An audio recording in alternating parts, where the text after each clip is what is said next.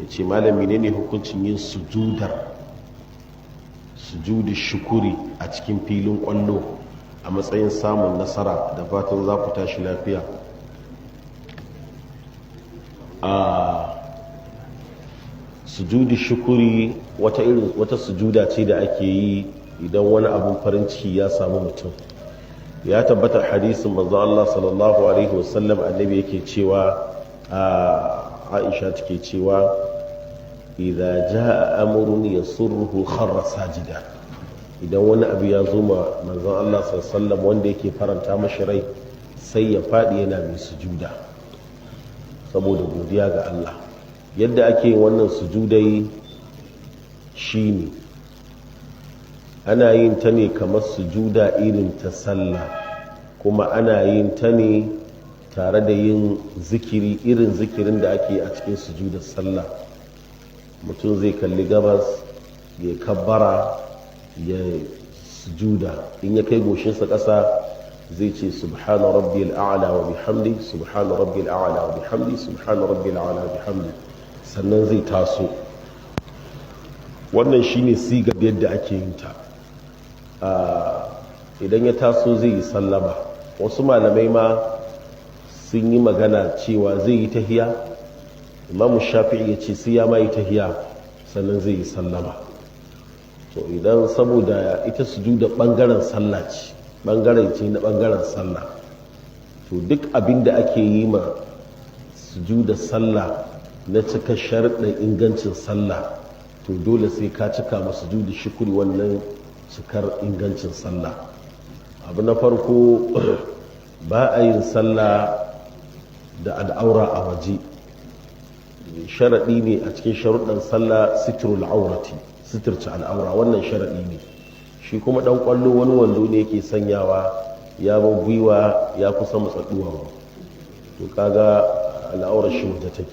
Sannan kuma zai iya zuwa ya sujudu shukurin rigarsa ta ɗage daga baya, ya zama na gadon bayansa ya fito, to kaga nan ma al'aurarsa ta abin nan ta fita. Sannan lokacin da ya faɗi yake wannan sujudar, tunda shi ya ci ƙwallon ya rugo da gudu ya faɗi yana wannan sujudar, to mutane da yawa abokan ƙwallon shi su kuma za su rugo da gudu saboda murna su haihaye shi. Wasa ake yi ne, a nema Allah wasa cikin ibada. Yanzu ka yi sujudar sallah kawai sai a rugo da gudu sai a haihaye ka, to kaga wannan ba daidai ba ne ba. Sannan kuma a cikin sujudi shukurin da yake yi, akwai sai idan yana da tsarki, tsarkin kari ko tsarkin abin sai na da tsarki daga hadafi. To yan kwallo wannan uban gudun da suke tika ba su tusa ko suna yi? ma nasir kamar yana wurin su ya ce suna yi.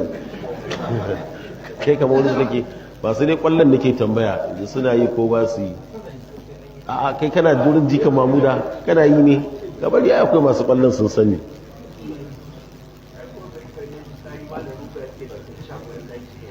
Kai kwallon kirki ba irin wannan ba, ya kama kowace irin kwallo ce ta tura kenan ko kuma ko ba ta tura ba ta afirka nan da ake. To ala ayat halin dai gaskiya ba a yin sujudi shukur a filin kwallo. So Allah ta'ala ba abun wasa bane ba, sujjada ibada ce. Sannan ita kwallo dole ka batta ɗaya daga cikin abubuwa guda biyu, ko dai ka batta motsa jini ne ko kuma ka batta gyam ne. To kuma dukkan waɗannan abubuwan guda biyu wasa ne.